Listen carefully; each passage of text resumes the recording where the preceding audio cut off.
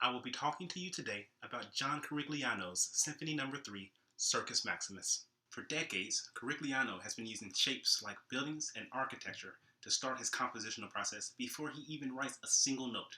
The structure that Corigliano used for this piece was indeed the Circus Maximus. In ancient Rome, it was and still is the largest theater in the world.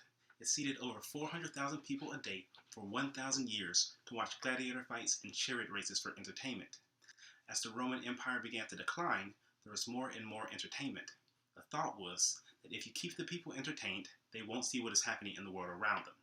Corigliano wanted to represent the idea of distractions in life within this piece. The distractions from the violence in the world, the distractions that we go in search of on social media, the constant need for more and more visual engagement. And you will hear all of these distractions represented throughout this massive 40-minute work. Speaking of the massiveness of this work, it's written for 4 different ensembles. The Onstage Wind Ensemble of full instrumentation minus saxophones, an offstage saxophone quartet with string bass, an offstage surround ensemble of 21 musicians, and a 7-piece marching band that marches throughout the theater. Introitus opens the piece with a brass fanfare announcing the beginning of the Circus Maximus. In response, we have a wild, primitive call led by the clarinets that puts us in the middle of the action. And finally, the tension reaches its peak with the full forces of this massive ensemble playing together for the first time.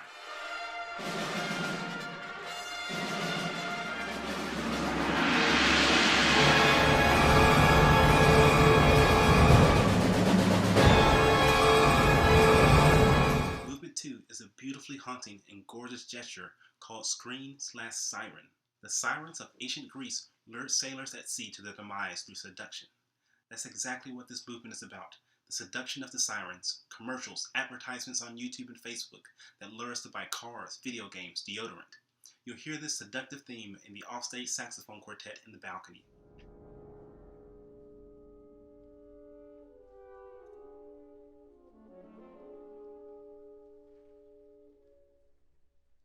The sirens lead us to channel surfing, the third movement that is exactly what it sounds like. It represents the constant need for more. It's not just enough to watch one thing.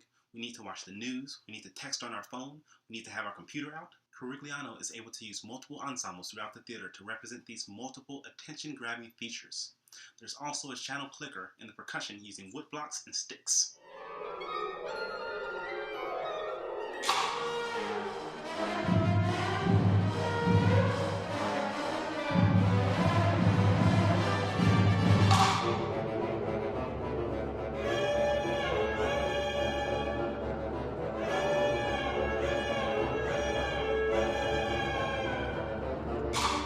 Craziness of channel surfing and everything before it, we finally arrive at tranquility with the 4th movement, Night Music 1. Away from the city, we have the music of nature, with animal calls and wolf howls and the horns.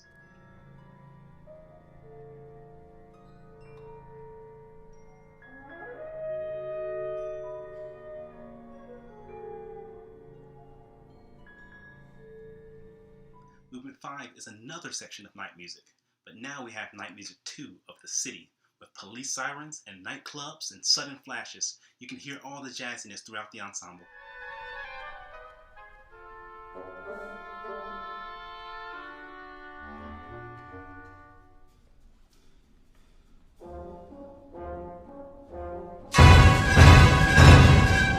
We've arrived at the peak of the work, titled Circus Maximus, that incorporates all of the themes from the previous movements.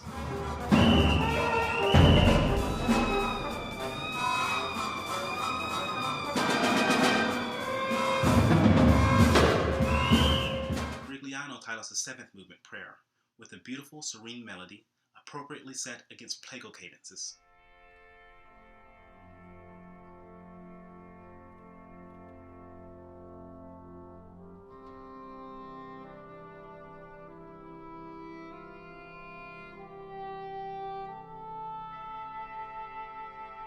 The final movement is titled Coda, Veritas, and it introduces the opening fanfare that dominates the prayer music as it leads to the highest peak of the piece, ending with an actual gunshot.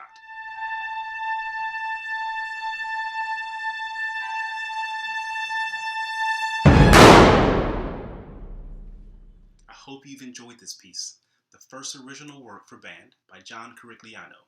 Hopefully you weren't distracted.